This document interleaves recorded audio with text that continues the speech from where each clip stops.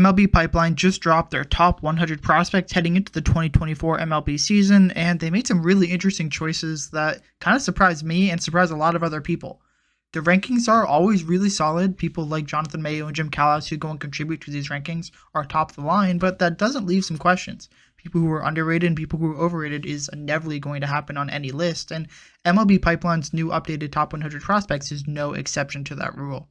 So in this video, we're going to react to this top 100, find out players who were probably rated too high and might be rated too low, who will rise and fall as the season progresses, and see exactly what the future of Major League Baseball holds, as these players are likely to be the future stars of our sport.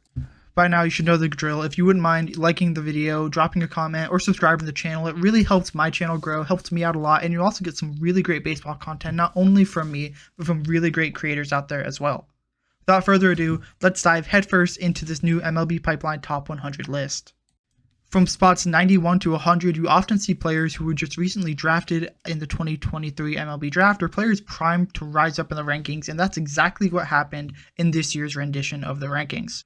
The best example here is Nolan Schanuel, the first baseman for the Angels, drafted 11th overall in the 2023 MLB Draft, who most people know for speeding through the minor leagues. Out of FAU, Schanuel was a power hitter, and the Angels really liked what they saw out of him and skyrocketed him through the minor leagues, playing less than 50 games in the minors before making his major league debut at the end of the 2023 season. He'll graduate before this list gets updated again, but he's someone who will definitely make an impact in 2024 for the Angels and be a serviceable player.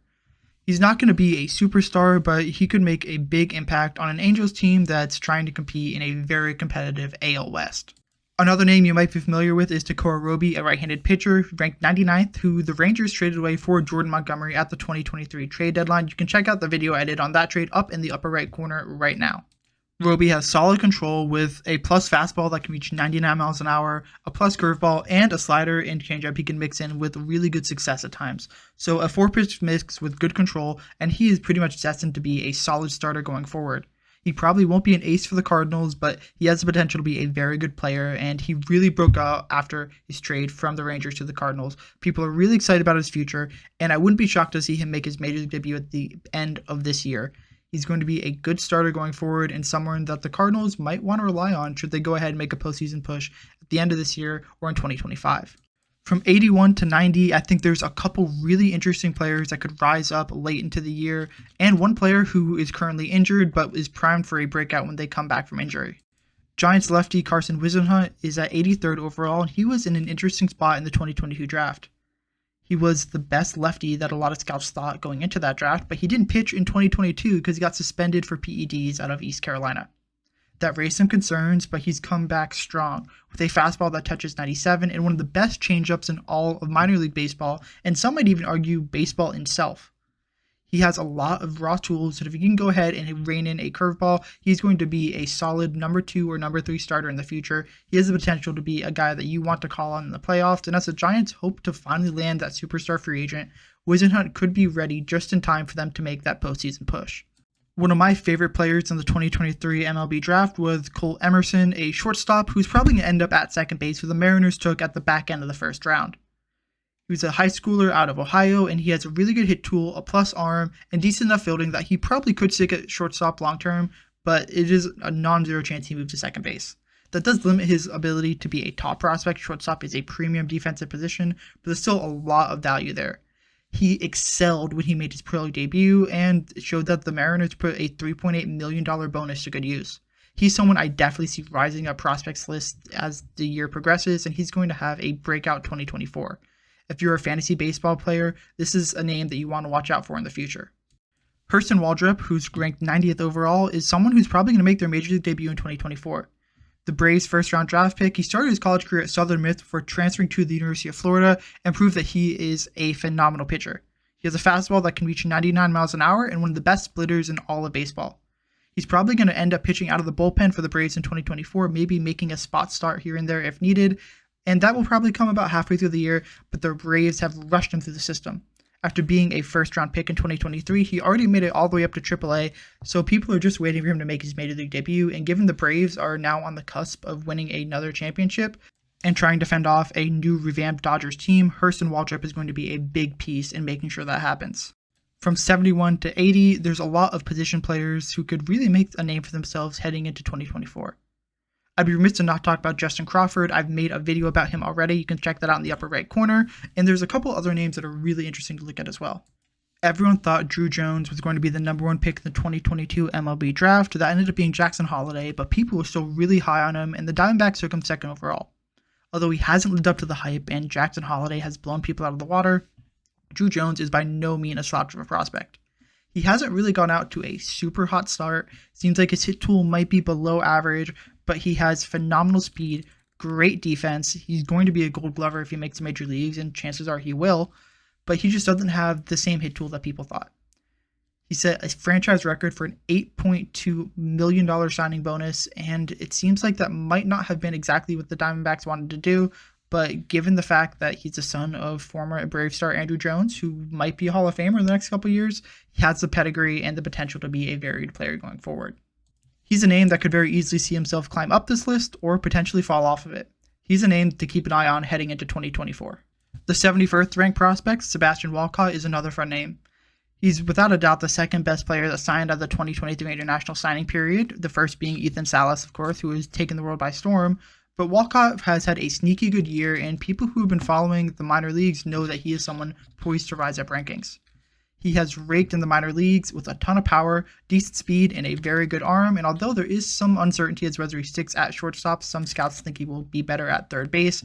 If he can get his swing and miss under control, not strike out as much, there's no doubt that Walcott is going to be an all-star at the major league level. He has the tool to put it together. He's only 17 years old, so there's a lot of time left to go. But if the Rangers can tap into his swing and miss ability and get rid of that a little bit, make him not strike out as much, he's going to be a superstar at the major league level. From 61 to 70, we have a couple new recent draftees, a couple pitchers, and some really interesting names that might actually be blocked at the major league level. At number 63 is Joey Ortiz, who's a utility infielder who the Orioles have no idea what to do with. He's 25, going on 26, so he's old for a prospect, but there's no doubt that he has talent. He's a good hitter, good defense. He could very easily win a Gold Glove in his future. That's how good his defense is, but there's just no place to play him. The Orioles have so many infielders and so many good players in their organization that there's just not space. It's a punishment for them almost because they can't really trade anyway without giving it a discount because teams know they can't protect all these players, but there's no place for Ortiz to play. He's someone I wouldn't be shocked to be traded at the deadline to a team and make an immediate impact as the Orioles go ahead and look to bolster either their rotation or their bullpen heading into a potential playoff run in 2024. A name I'm surprised made it this high is number 68, Jacob Wilson. He was the A's first-round draft pick, 6 overall in the 2023 MLB draft, and he's someone who the A's took to save a little money. That was mostly to sign their third-round pick, Steven Echeverria, but Jacob Wilson was not someone that people were super excited about. He was definitely a top prospect heading into the draft, but he wasn't someone that scouts were clamoring about his future. Jacob, who's the son of former All-Star shortstop Jack Wilson, was known to be a high-floor guy, not a high-ceiling guy, and that's not something that Oakland A's fans can really get excited about. They don't have a ton to get excited about now, but he also didn't show out a ton during his debut in 2023. Yes, he made it to high A, put together a decent stat line, but it's not something that I'm really excited about, and I think there's a decent chance he falls off prospects list heading into 2025. Finally, at 66, there is Luis Angel Acuna, second base shortstop for the Mets, who was acquired in the Max Scherzer trade. If you're interested in my analysis of that, check it out in the top right corner right now. There's some slight concerns about his profile. His numbers really fell when he came over to the Mets from the Rangers, so there's a little bit of, is it just an adjustment period? What exactly is going on? But he has the potential to be an above-average hitter with some really good defense and plus running speed. He could be a solid player going forward. He's already on the 40-man roster at age 21, so I would expect to see him get the call-up maybe at the end of this year, beginning of next year, and give a spark to a Mets team that offensively might be looking a little bit for an identity starting 2024. 51 to 60 has some really interesting names. Chase DeLander's one. We're not going to talk about him, but he had his prospect stock fall because he ended up in Colorado, which is a place where pitchers go to die, and also some other really interesting things that go along with it. At 56 is Dylan Lesko, who is probably the most underrated pitcher in all of minor league baseball, in my opinion. He's a right-hander who had Tommy John surgery coming out of high school in the 2022 MLB draft, but really turned it on coming back.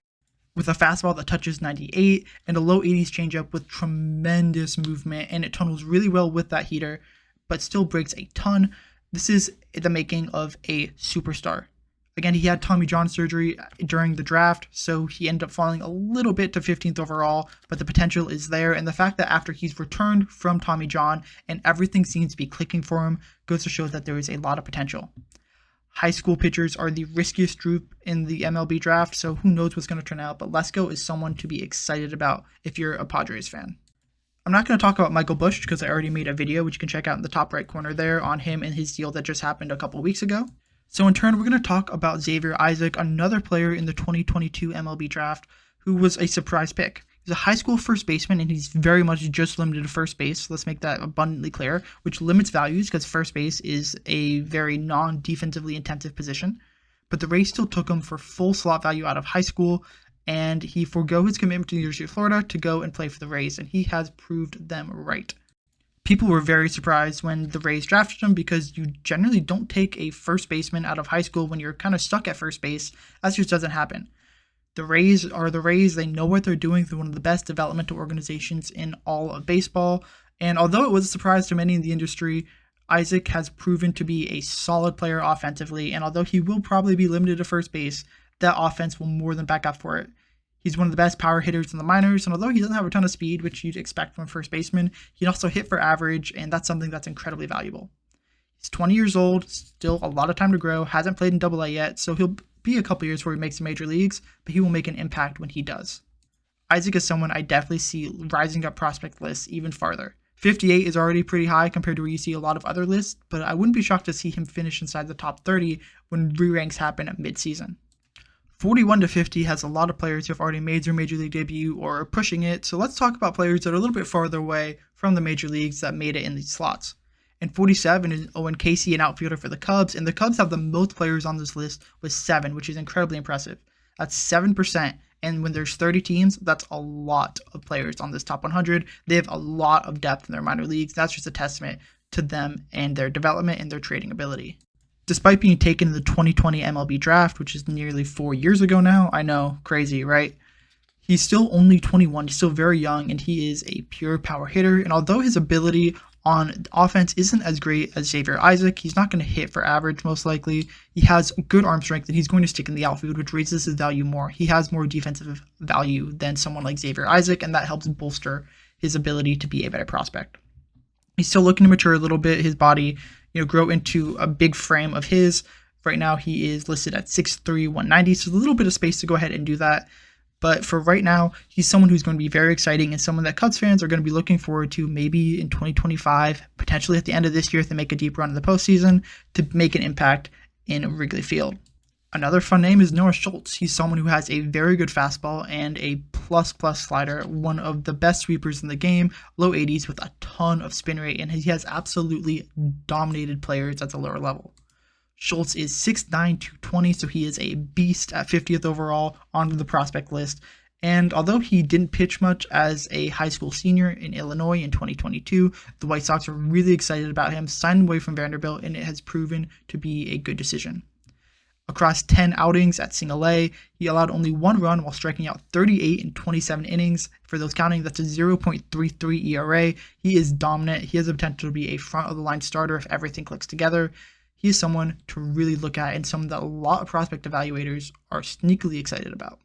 As we break into 31 to 40, we're getting closer and closer to the top and players who are really exciting. So it's hard to select just exactly who I'm going to talk about. Right now, I think the easiest is Terry Ford because he's someone that most of you have probably had experience with. He played catcher for Great Britain during the 2023 World Baseball Classic, and although their uniforms were atrocious, I think anyone can agree with that, he provided really good value and is someone the Mariners are looking forward to having contribute most likely next year as he's only 20 years old. He is a very good defensive catcher, a plus arm strength, not a great framer, but he's certainly good enough, and he hits for power, he hits well, and he has a little bit of speed. He's an all-arounder, a smaller catcher at 5'10", 200, but the righty is a very good player. He has a lot of potential, a lot of speed. He's an all-around kind of guy. He's someone that Mariner fans should be really excited about. Let's continue with the catcher position and talk about Jefferson Quero, 35th ranked overall catcher for the Milwaukee Brewers. He signed for only $200,000 in the July 2019 international signing period out of Venezuela and has very quickly established himself as one of the game's best catchers. And according to this list, is the second best player who's expected to stick at the catcher position, as Samuel Basallo, who we're not going to talk about, is probably going to move off to first base. I think a lot of evaluators think that, and I agree with it. So behind Ethan Salas, that is not shabby company to be the second best catching prospect in baseball, according to MLB Pipeline. At only 21 years old at AA, he had a 107 WRC plus in 2023 and won a Rawlings Minor League Gold Glove Award as one of the best defensive catchers in the minor leagues. So he has the tools to be a superstar in the future, a catcher that you want on your team to go ahead and make a huge impact. And the Brewers are known to have a catching lab. They can go and turn any catcher into a serviceable player, especially on the defensive side of the ball. So Jefferson Cuero is someone I would definitely look out for. If he can sustain his offensive ability, he will be a force to be reckoned with in Milwaukee and be a big part of any postseason success they have with their current tandem of William Contreras and what might be Jefferson Cuero in 2024.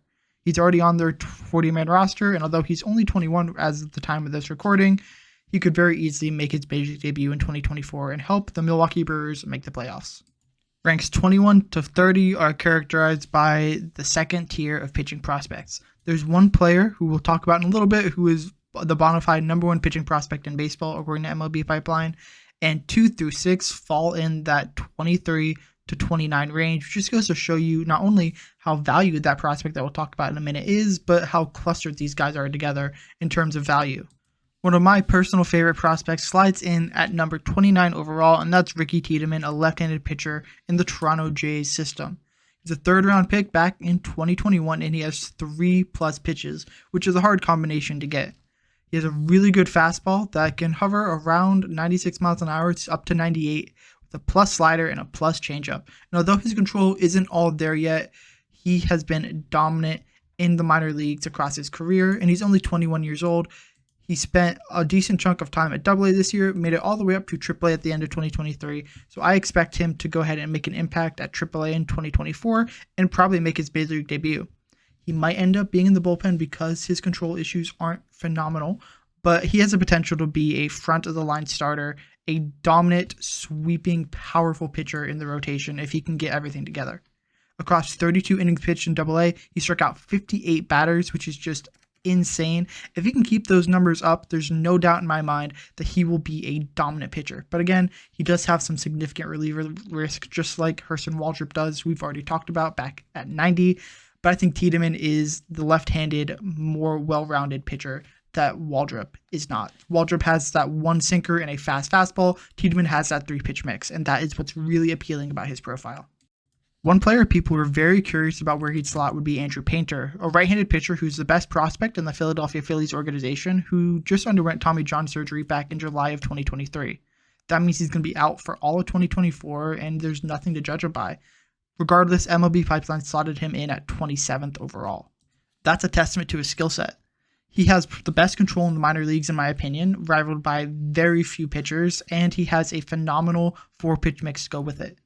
Really 5-pitch if you go ahead and dig into everything. He has a fastball that can touch 100 miles an hour as a 4-seamer, and a 2-seamer he likes to work in every once in a while. An average curveball, but his slider has a ton of spin, and his changeup is really good as well. That combination allows him to be a very good starting pitcher, and from a 6'7" frame, he has a release point that's a little bit higher than your average starting pitcher, which creates a little bit more deception.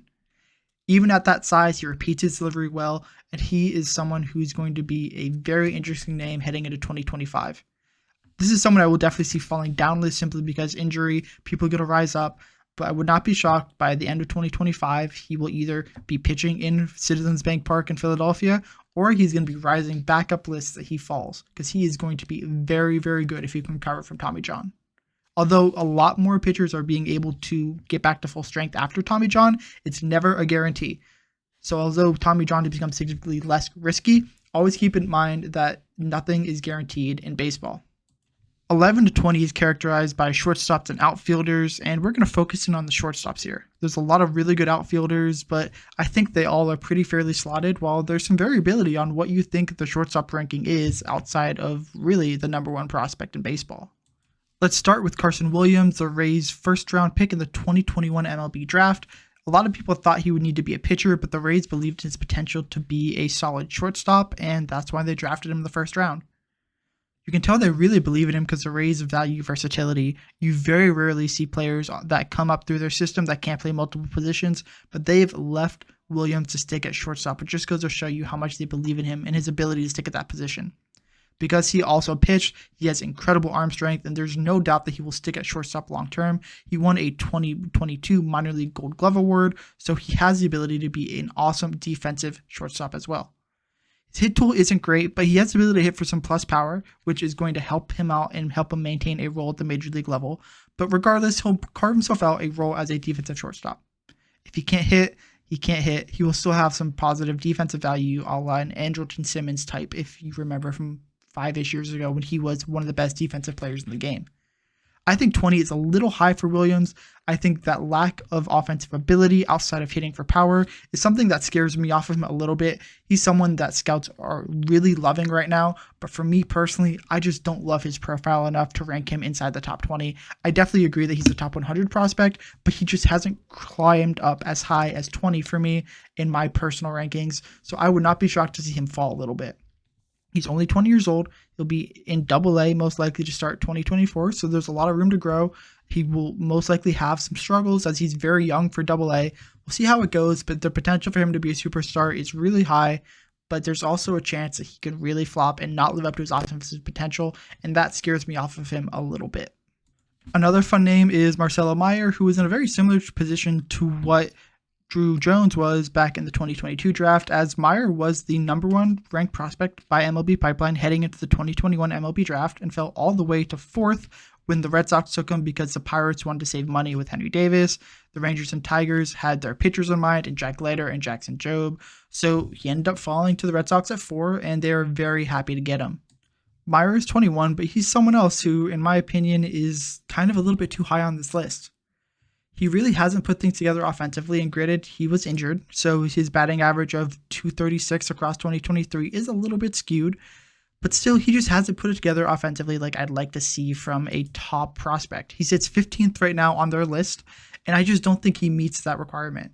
He's definitely a good defensive shortstop, and although his numbers before the injury were really good, he batted .337, .414, .518 before the injury, before really tanking his average below the Mendoza line after, and then getting shut down in August. So he definitely did put things together, but it was still a very scary sentiment of overall his numbers didn't look great, and I'm not convinced that he's going to be able to sustain that. It's not like he blew things out of the water in 2022. He really did okay. He had a .265 batting average across 25 games in high A. It just doesn't excite me. It doesn't scream top prospect, and I feel like this is a little bit of his prospect pedigree coming into his ranking. He was super high rated in the 2021 draft, and although there's a lot of potential and hype around him, I just don't see him becoming a superstar, and I think 15 is a little rich. We've officially made the top 10. Now, though I can't talk about everyone without this video being hours long, we're going to hone in on a couple of the interesting names and interesting choices MLB Pipeline made in their top 10. We could talk about Jackson Trio, number 2, who just signed a huge $82 million contract. We could talk about Junior Caminero, who's tore up the major leagues. But we're going to talk about some of the other names that, as a baseball fan, you should know heading into the season. If you've been following prospects, you probably know Ethan Salas. He was the number 1 ranked international prospect heading into the 2023 international signing periods, and the Padres signed him for $5.6 million. And their signing bonus pool is only $5.8 million, so they put all of their chips in on Ethan Salas. They thought he was going to be the guy, and so far it's turned out to somewhat be the case. He's only 17 years old, but they've rushed him all the way up to AA, and although the numbers aren't great there, a 179 batting average across 9 games, and at high A, 9 games, a 200 batting average, he is incredibly young for AA, or even high A for that matter. So I'm not super worried about the numbers. He's someone that could very easily make his major league debut at a very young age, and although his tools are a little raw, there's still a lot of potential for him to be a superstar in the future. He has the ability to hit for average, to hit for a ton of power, and he's a very, very good defensive catcher. He can even run a little bit. He's not going to steal a ton of bags, but he has that potential. And that's the making of a basically 5-tool player for a catcher. Catchers are never going to run for a ton, so if you have someone who can steal a couple bags, like Ethan Salas can, For all intents and purposes, that's a 5-star catcher. He is going to go and make a huge impact in 2024. And at number 8, he could very easily make the major leagues as an 18-year-old just signed out of Venezuela a year and a half earlier. You never know what can happen, but Ethan Salas has the potential to be the youngest major leaguer in a very, very long time. One big debate that I see is between 5, 6, and 7, Evan Carter, Wyatt Langford, and Dylan Cruz. Cruz and Langford was the debate heading into the draft. People wondered what outfielder would be preferred. The Nationals took Cruz at 2, and Langford fell to the Rangers at 4, and it just turned out that that's how the cards fell. Now, Langford is ranked 6th and Cruz is ranked 7th, and that's mostly due to the fact that Langford had a phenomenal start to the 2023 season in the minor leagues, while Cruz started to struggle a little bit. Langford made it all the way up to AAA, while Cruz kind of stuttered around in AA. You can also now bring it up to Evan Carter. Carter and Langford are both on the Rangers, so it's very natural to compare them, especially now that they're ranked 5 and 6. In my opinion, I think Langford is a little underrated even at 6. He was dominant at the University of Florida. He was a leader of that team, and he has huge power, the ability to hit for average and not just a decent 260. We're talking 280, 290. He has good running speed, and although he isn't the best defensive outfielder, he has the potential to maybe stick in center field, and if not, he will be a good defender in the corners. Carter, on the other hand, was a part of the magical postseason run that led the Rangers to a World Series, but there's a big limitation that ended up getting overlooked a little bit when you look at his run. Carter cannot hit lefties at all. That's just not his forte, and that's something that is a huge hindrance. He's going to be a platoon player, and I really struggle putting a platoon player as high as 5. I think Langford has the potential to be one of the top 3 prospects in baseball. If someone ranked him at 3, 2, or even 1, I wouldn't bat an eye, but if someone ranked Evan Carter at number 1, I'd have some questions. I think this is an area the MLB Pipeline crew got a little bit wrong. Langford should probably be a little up. I think Carter should be a little down, but it's easy to capitalize on the hype. Keep him in that top 5 and see what people want to bite. At the end of the day, MLB Pipeline's looking to get clicks and engagement, and having Evan Carter, a name that people know, in their top 5 that they can advertise is going to get more clicks. I hate to say that's how it is because I have nothing but respect for the people who work here, but at the end of the day, I think that's what it is. I don't have any doubt in my mind that Wyatt Langford is a better prospect, and some may argue against it. But in my opinion, Langford is a top 3 prospect in baseball, and putting him at 6 below Evan Carter just is not accurate. There's been a lot of discourse about MLB Pipeline's top 10 rankings for their position players right now at the major league level. And although I think the prospect lists are much better than those, I think this is a place that really does need to be fixed and potentially have these individuals swapped. We'll see this year because I would not be surprised if Langford makes his major league debut early in 2024 or even out of spring training, and Cruz might not be too far behind, so we'll see exactly how this shapes out very soon. I'd also be remiss not to talk about Paul Skenes, the number 1 overall draft pick in this class, who sits at number 3, by far the highest ranked pitching prospect in Major League Baseball. He's 21 years old, out of LSU, originally started at Air Force, spent 2 summers pitching for TSA before winning the College World Series against those Florida Gators led by Wyatt Langford, and he really put together a dominant performance at LSU. People are saying he was the best pitching prospect since Steven Strasburg over 10 years ago. He might have the best fastball in all of Major League Baseball, tops out at 102 miles an hour, has a really good approach, and he has a dominant slider that, again, might be one of the best in Major League Baseball. Matt Holliday has something else to rejoice. Although he fell off the Hall of Fame ballot this year, he did get 1% of the vote, which I think was more than most people expected. And now his son Jackson Holliday ranks again as the number 1 prospect in baseball by MLB Pipeline, and for those who follow the minor leagues, this should come as no surprise. Holliday absolutely dominated the minor leagues after getting drafted 1st overall in the 2022 MLB draft by the Baltimore Orioles. He carved things up, batting over 300 in AA, a 338 batting average, a 928 OPS in 36 games. He crushed it before making the jump to AAA with an OPS just below 8 in 18 games there. Again, he's very young, only 20 years old right now, but he's already made that jump to AAA and is proving himself to be a valuable player. He has one of the best hit tools in all the minor leagues. He can run. He has some good power. He has a decent arm. He is a 5-tool prospect. He is exactly what you want. And although there is some chance he moves to second base, I personally have no doubt that he will stick at shortstop long term. He is exactly what you want as a prospect. He has the hit tool and he has the pedigree to back it up. He can hit for power. He can run and steal bases. He has good arm strength. He has good defensive ability. He was MLB Pipeline's Prospect Hitter of the Year in 2023. Without a doubt, he should be the #1 prospect in baseball. One could argue Churrillo, maybe Skenes. One could also argue for maybe Junior Caminero based on his MLB track record, or Wyatt Langford. But Jackson Holliday, after doing it for a year and a half at only 20 years old and already making it up to AAA, there's no doubt in my mind that they made the right decision putting Jackson Holliday as the #1 prospect in baseball. So thank you guys for making it to the end of the video. Go ahead and comment what you think about MLB Pipeline's list and what my opinions on their rankings are. It's going to be 2 videos that pop up here on your screen. Click them if you're interested, along with the baseball in the middle to subscribe to the channel, and also a link in the description that you can click and we'll do the same thing. Thank you again for watching, and I hope to see you in the next video.